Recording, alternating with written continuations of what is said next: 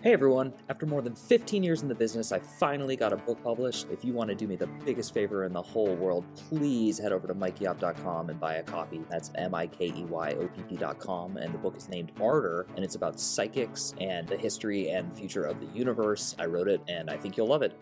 Hey everyone, the very beginning of this interview has a little bit of an audio issue on Maddy's end, but we fixed it a couple minutes in, so please just get through it and get to the rest of the interview because the first part is relevant, and it's a great interview.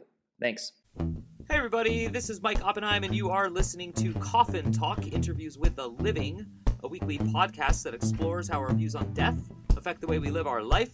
And for those of you who are ritual listeners, you will recognize our next guest's voice, even though you've never heard her talk, because she will sound astonishingly similar to her older sisters, Kate and Becky Arthur, both of which have previous episodes. However, since not all of you listen to every episode, to be fair, I'm going to let her, give her own introduction and explain her relationship to them, and then that will segue, of course, into a thoughtful conversation about death and how it affects the way we live our lives. So, welcome to the show, Maddy. How are you? I'm great. I'm really happy to be here. Thanks for having me on. Yeah, I am the youngest of 9 children in a blended family, and 2 of my older sisters, Becky and Kate Arthur, have been on your show previously. So the reason they were on the show, Kate is actually a very, very good, close old friend of mine. Her sister, Becky, who I also know well, I met, again through her as we discussed on those 2 episodes.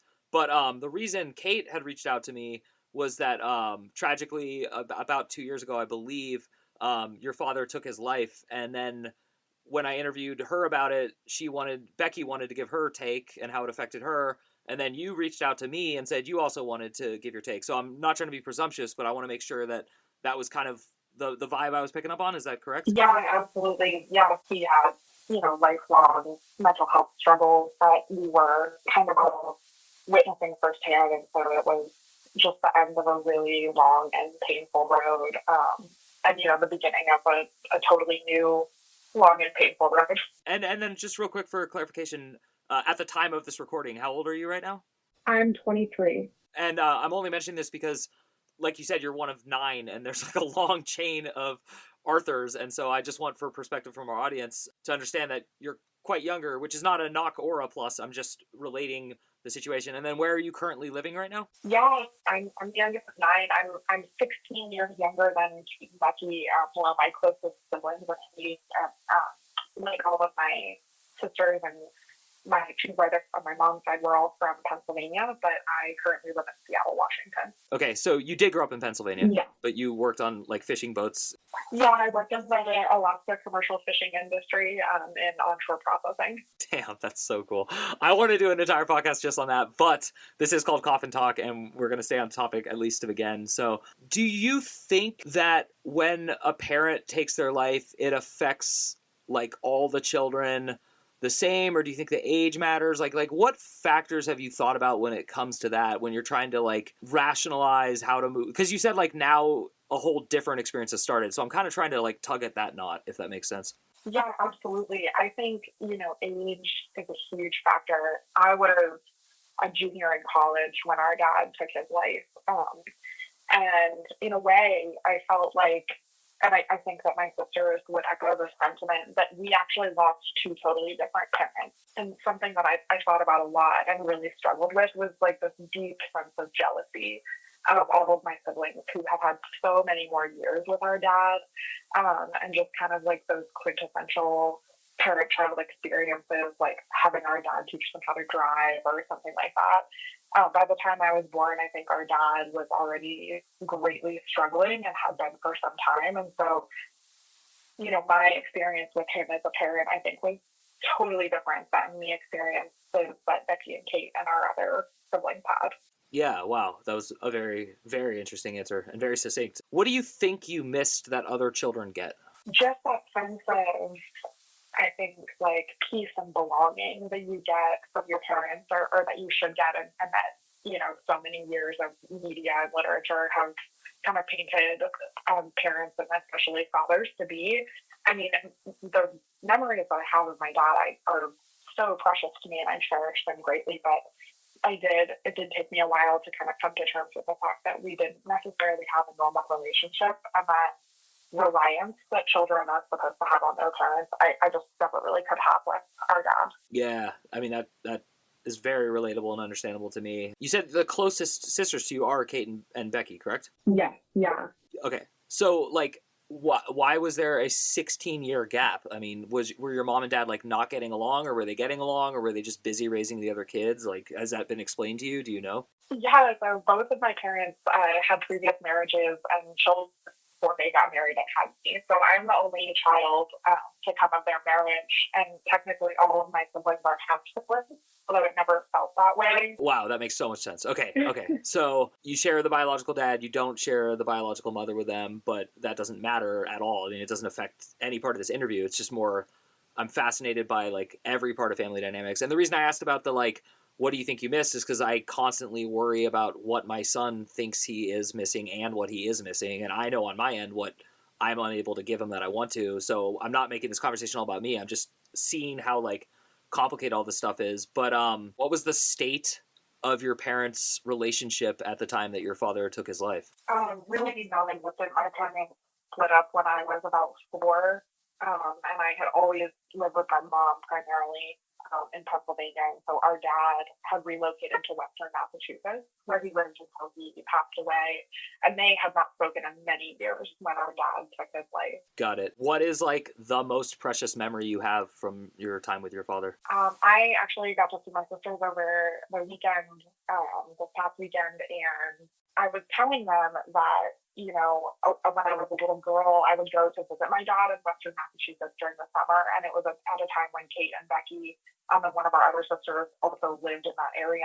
And just those precious memories of going swimming in the summer with my sisters and my dad are, I mean, when I think about them, they are the happiest times of my life so far, because they're just so incredibly carefree. And I mean, as a child, the world just seems so big and vibrant, and here were all these people in front of me who loved me unconditionally and loved each other unconditionally. So, I mean, just those summer memories, I think, are my favorite ones. Very cool. Very interesting. And again, I just want to point out that it's a total trip for me to hear you, because you sound just like your sisters, knowing that technically half biology is going into that equation. And then just also, you're very mature. Thank you. And I am stereotyping younger people, but I also was young, and I remember what I was like and kind of how I dealt with things. Although I do have a feeling that, you know, with your childhood, that probably forced you to have some maturity. But I would like to shift the conversation a little bit. And instead of asking you, what do you think happens when you die, which I'm, of course, going to ask you, I am curious, like, what do you think is the purpose of life? Like, and I'm asking because I don't get to talk to a lot of young people. But yeah, that's such a great question. And I actually recently went on a Tinder date that made me kind of think about this. And this guy that I was going out with, and it was the first time that we had ever met, was kind of talking about how he had recently had this breakup with destiny. And the idea that your life has one singular purpose. And that really, really resounded. That really landed in my heart in a special way, because I think growing up, I kind of always had this idea that eventually you would figure out what you were meant to do ultimately. And now I'm kind of realizing that I don't think that any of us are meant to do one thing. I think life is about the pursuit of moments that make you feel lucky to be alive. Wow, that is a great quote. Oh my God. So, what is a recent moment that made you feel lucky to be alive? I saw starfish for the first time recently, and I'd never seen one in real life before, but I have had this recent love affair with tide pooling. But I think that tide pooling was to view life on a minuscule scale, and just to realize that, you know, humanity as we know it is a gigantic thing, but that there's really life and civilization and existence on all scales, not just the one that we experience day to day. Wow, I am gelling so well with these thoughts. These are like things I think about all the time when I'm like taking walks or I'm with my daughter, and I just see like, actually it was this morning, I was walking and I was coming home in like pitch black at 4:45 in the morning, and I just like, something inside of me was like, touch that tree. And I started like touching it, and I felt how alive it was. And it reminded me of like when I did psychedelics a lot when I was younger. I didn't do psychedelics a lot. That sounds like a weird phrase. I did psychedelics, and a lot of my thoughts were always about like nature, and believe it or not, this is actually a natural segue. It seems to me like the Arthur sisters I've met are all extremely into nature. Is that something you think you inherited through your father? Absolutely. Yeah, definitely. And my mother too, and my brothers were both just very earthy, very connected to, you know, just that, I mean, something that always will resonate with me is after our dad went missing, I kind of like reached out on social media to people in his neighborhood, and this woman reached out to me to say, she didn't know our dad met at a bar and just kind of chatted, and she said that she was really struck by how he was sure that you could feel and see the existence of God in the germination of a single seed in the garden. And that struck me so deeply. And I actually ended up writing a poem about it that's really close to my heart. But I think that our love of nature and our love of the earth was, bound to us before we were ever here as humans. Yeah. And the other thing that really caught my attention when you phrased it was you specifically said the word civilization. And my job behind the scenes, one of my jobs, I have like 6, is I index books. And so I have to like very often decide whether I'm going to use an indexing term of society or culture or civilization. And the three are like extremely different to me. But when I hear someone say civilization, it always strikes me because I think that word has like such a hefty weight to it. So like how sad would you be if you knew that this civilization was going to end versus how invested are you into keeping this civilization going? Hey everybody, I just want to thank you so much for listening to the show. Our numbers keep growing and we have a premium package, and it would really help us out if some of you loyal fans would head over there and sign up. You get bonus monthly podcasts, you get a book I wrote, and you also get extra essays and other content. So please head over to mikeyop.com, that's MIKEYOPP.com, and sign up today. Yeah, I think, I would be sad, but kind of open to feeling sad about those kind of things. And so I'm always open to that, an experience of grief. But I think that if our civilization were to end relatively soon, I would mostly be really thrilled and excited for whatever was next, even if I wasn't physically here to experience it. Cool. And that segues excellently into what do you think happens when you die? I have thought so much about this, and I think I started thinking about this as a little kid, just because it's really hard to imagine when you're that small the lack of existence or the lack of consciousness. And I remember as a little kid being really afraid of death, and that fear has dissipated as I've gotten older. But still, that curiosity, about what's going to happen to us, has not faded in any way, and I don't think it really does for anybody.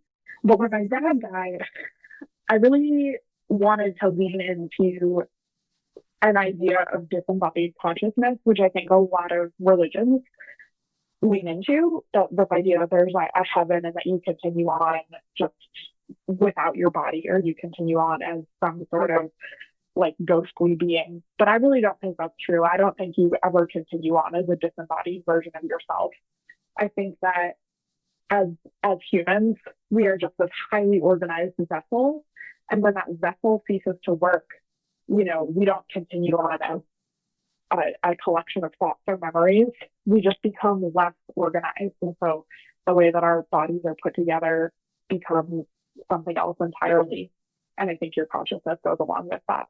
Wow, that's an incredible answer. I'm glad you write poetry because you have a good mind for connecting thoughts without immediate correlation, which is I think the whole point of poetry. I studied literature in college and stuff, and I had to take poetry, and when I say I had to, I went into it with a very bad attitude, but I came out of it really appreciating what it does for me. Just like music, it really gets me to connect dots that I wouldn't ordinarily be able to. And so I'm saying that that answer was very poetic, and I think it's very sad to me that my ego just begs me to believe in reincarnation and my consciousness will go on. But I have to say, every time I really get critical about it, I come to the same conclusion you do, which is that doesn't really seem likely nor beneficial. So that was a very interesting answer. So what is it? Some people, when they're young and they come to those conclusions, it makes them quote unquote terribly existential. And I say terrible because it depresses them and it makes them lose motivation, not only to live, but to even like see a point in trying to be nice to others and stuff like that. And that's not normal or abnormal. It's just the reaction I've seen a few times. Why has your reaction to it been pretty positive, at least in my estimation? Well, first of all, thank you. That was a sweet compliment. I think that there was just for me a real lack of fear about what comes next. And I see a lot of like death as part of the job that I work. And I think anybody in animal or fish or shellfish agriculture would tell you is that there is a real like sacrifice that comes from of course the being that is dying so that we can use it as meat or as fish. But there's also, you know, an endurance about it. Something is ending, but the process itself never really ends. So I guess when my process is over, you know, there's something else there. Yeah, totally. And how connected are you to like animals and plants with a sense of like duty? Do you think there's a point where we are overfishing, or do you believe like in animal rights to any extent? And I'm really asking this openly. There's no agenda behind it. Yeah, 100%. I definitely do believe in animal rights. It's hard to kind of reconcile that because once you really personify something or really become emotionally attached to it, it makes it really difficult to, you know, carry out the job of ending its life. And luckily I only work in onshore processing, so it's not often that I ever actually end the life of something myself. And I do think that there is a real threat of overfishing, but I feel really grateful to be a part of the Alaska commercial fishing industry, which has, you know, really invested hundreds of millions of dollars and years of research into ensuring that we don't ever overfish Alaska. Oh, wow, that's really great to hear, because I don't know anything about that, and and I am just admitting how, like, you know, quintessentially American I am, because I ate fish all my life until recently, and it definitely never occurred to me. And I've been to Alaska. It was the very last of all 50 states that I went to, and oh my God, I love it. I love it. I'm definitely going to go back. And so I am fascinated by all things Alaska. Now, when you were working on these boats and stuff, did you actually ever like step on shore, or are you just always like off the coast? Yeah, so I actually don't work on boats. I work in offshore processing. Oh, okay. So I work in a number of facilities, some which are like ultra remote and have groceries and mail flown in by plane. And many of them are quite old, like over 100 years old, and have a lot of really rich history there. Wow. So you went to college before all this, right? I did, yeah. Okay, what did you study in college and where did you go? I went to Penn State. Oh, wow. I have a friendly rivalry with my sisters and all people who attended the University of Pittsburgh. Well, that's where I met them, so yeah. But I studied food science, and my specialty was meat, seafood, and social science. So I always knew that I wanted to work with seafood, and there was truly no better place to do that than Alaska. So when I was in college, actually shortly after our dad's body was found, 6 days later, I got on a plane to King Salmon, Alaska to work my first summer in Bristol Bay. Wow, that is, talk about making lemonade. That's really cool. That's really awesome. Thank you. And actually, you sort of answered the question I was about to ask you, which is I was going to say, do you believe in like divine intervention and like, you know, like almost predetermination? So I'll kind of like twist it a little bit. It sounds to me like you've been incredibly driven. Did you always feel driven, and were you like aware that you were driven, or is it something just other people happen to start telling you and things like that? I mean, I like when I was a very small child, I had this real preoccupation and real like desire to be in college, and I always loved school as a kid. But I think that what I've been chasing all of my life is that sense of peace and belonging that I felt as a kid hanging out with my dad and my sisters. And I always felt that sense of peace and belonging in school settings. So I really thrived there, and I now feel that same sense with the work that I do. So what made you go back to, like, this is a joke, mainland, like Seattle? Like, why did you not stay in these remote places in Alaska? That's a great question. Our company is actually headquartered here in Seattle. So technically I moved here for work, but it's also a really amazing city. And in about 2 weeks, I will be going back to Alaska for the summer. Awesome. Very cool. Yeah. And the summers, oh my God. Oh, I'm so jealous. Yeah, actually, I have a very close friend in Seattle, and I like the culture there a lot. thought, but it is like a really big city, and it's also like very, very West Coast. I grew up in the Bay Area, and San Francisco and Seattle to me are like the closest two cities to each other in America. Mm-hmm. So I am curious, seeing as Seattle has been making national headlines for years and years and years as like, it's not like a counterculture, but it's like a very different culture. And then you're also at an age where you're bracketed into like this new generation that everyone wants to talk about. How do you feel being young and like experiencing this like cultural shift that we're all going through? Because we certainly are going through a shift. We don't know where it's going to end, but like things have been rapidly changing in the last like 5 or 6 years. Do you have any thoughts on that? Yeah, I definitely do. I feel like my thoughts are like not interesting or at all compelling, but I mean, I remember being like 16 when Donald Trump was elected president, and and even at that time, I just didn't really like have any idea of how politics, of how just the overall culture in the United States would change so much. And especially thinking about having President Obama for really all of the formative years of my childhood, it was so different. And I really feel like it won't ever truly be the same.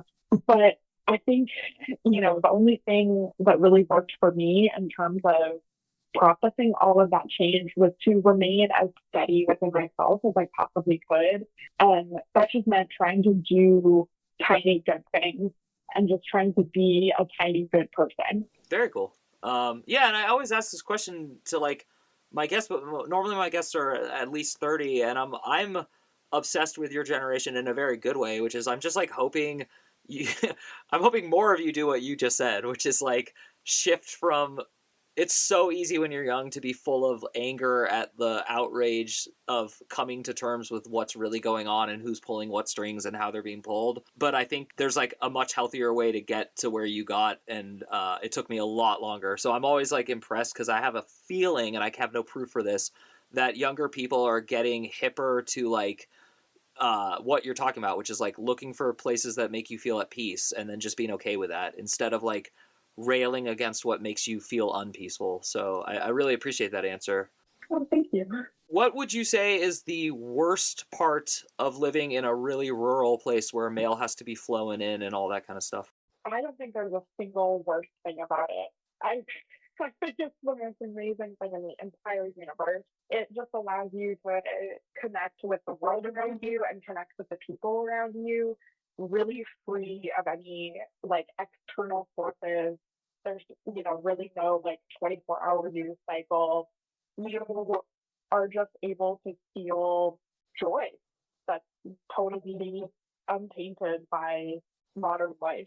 No, that's really cool. I am entrenched in modern Phoenix, Arizona culture, like it or not, because my wife and I both have our parents here, and we have our young child and hopefully another one coming. And so it's just like so inspiring to hear what you're saying, because I definitely know my dream is once kiddos leave for either college or whatever the heck is going on in their life, I want to get out and go somewhere much more rural. And I'm the very few times I've been to a place like what you're describing, I've felt more at peace than any other times in my life. So I do share that with you and feel that. But I think a lot of people have no access to that and can't get there. So that's kind of sad. But I am curious, what would you recommend to people who want to dip their toe in that experience but can't like fully commit to it yet? Like, is there a way to like sort of like play with it and then see if you like it first? Yeah, I think there definitely is. The Alaska commercial fishing industry relies super heavily on seasonal workers. So, we're always looking for people who are willing to, like, for 6 weeks, just go to Alaska and work in one of the plants. And it's kind of a sweet deal for the people who do it. Your airfare is totally covered, housing, meals is all included. So it's really just a chance for you to like say goodbye to regular life for 2 months. That's so cool. I had one friend, he's my age, but when I met him, we were in our mid-20s, and he had done what you described, and except he was on the actual boats. Mm-hmm. And I'll just never forget his like descriptions, because while he did have a good experience and he made so much money in like such a short period, Yeah. he just said like, he's like, I remember like just flipping a cigarette to light another cigarette and just like hating my life 16 hours a day. I've definitely had those moments where like I haven't seen a fresh vegetable in like 10 days and I'm like really questioning all my life choices, but then like the sun rises over the mountains and I'm like, yeah, this is it. That is so funny.